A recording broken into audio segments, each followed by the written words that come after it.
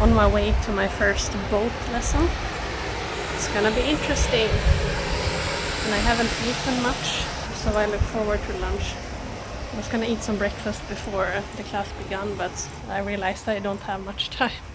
When I woke up, my phone said risk of rain today. But yeah, I don't know. I don't think this is risk of rain, but I bought my hoodie anyway. I have underestimated how hot it is in France. I slept really well though. About 12 hours of sleep. Still needed more, I think. So there was one British instructor and 3 students. Me, a British guy and a fellow Swede. We had a short introduction before we headed down to the marina for our first boat lesson. I was really nervous by now. Was I gonna drive a boat? We got to learn how to start the boat up, of course. Safety things, what to think about, like weather conditions, waves, winds. So when you hear that pitch change, that's when it's done. So, and then the first lesson began. Learning how the boat moves. What happens when I turn the wheel this way or that way? We practiced in the harbor around the big boats, and I felt a little worried I would go too far and bump into an expensive boat. But I felt really safe with the instructor. He was very calm and explained everything really well. It does float if you drop it. Well, it's more for doing rubbish camera work. So yep, start it up. Yeah. Okay, and then just make sure there's no one around. Yep, all good. So you can just click it into forwards, and we'll just come into the middle of the channel here. So once it looks like he's gone past us, so we'll just put it into neutral, and you can steer hard over towards me. That's it, all the way over. And then when you're all the way over, just click it into gear. Push us around. And same as before, just have a little look around the boat, see how it's moving. The main thing we're interested in is how far that back end is swinging out. And it might not look like much now, but when we get into tight areas, you'll see how much that back end is moving. Yeah. Okay, so we'll just go and follow this small boat there. This is so cool. Side.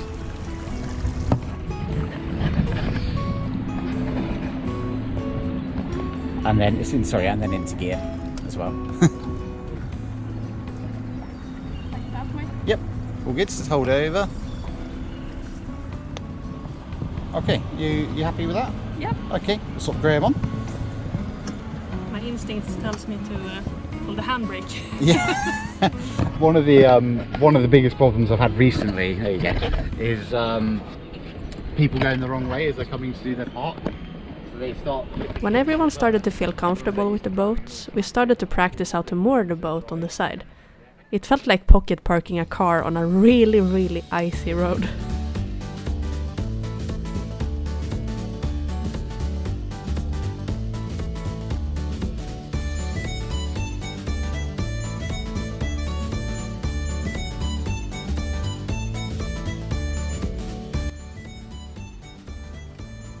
And as you can see, people were walking by and watching us, and a couple saw me, and the lady said, "Ooh, a female captain, how cool!"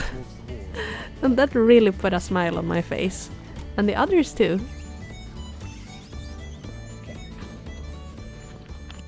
So the first part of the course is done. We have learned how to park a boat by the dock and light maneuvering. We just had some lunch. It was so amazing. That was a really amazing burger I had. And my co-classmate, he took some kind of pineapple shrimp history thing. It was really interesting. It was a great lunch. So now we're gonna continue with the class.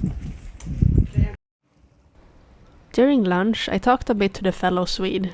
He was there to get his PowerBoat certificate to be able to work on yachts. So same as me. But he was a bit sad that we only drifted around in the harbor. He wanted to go fast.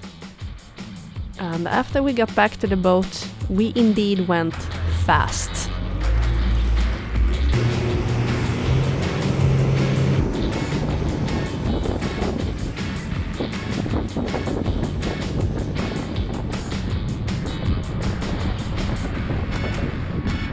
If I'm gonna be honest, I have always been a bit afraid of boats, and I had never been on a fast boat before. So this whole experience felt a little intense.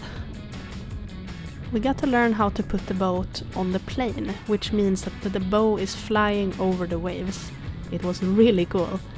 And seeing this big open sea with almost no waves calmed me down a bit. Also, the worst thing that could happen was that someone fell off, and we all had life jackets, so... But it still felt scary when the whole boat actually took off on a wave.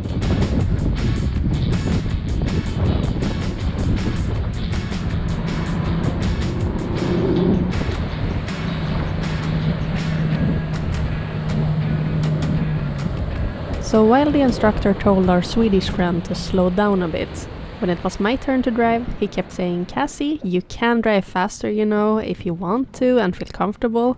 And the more I got to drive, the more confident I felt.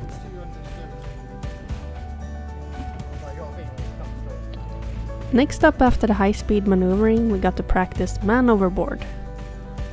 Don't worry, nobody had to be a volunteer to be thrown overboard. We practiced with a fender and a bucket. So we spot the man overboard, stop the boat, ask the crew to point in the direction, and then call out a mayday on the radio. We got to practice picking him up, both towards the waves and against the waves. And when you are sure that you can reach him, pull the keel cord that shuts off the engine and simply grab him.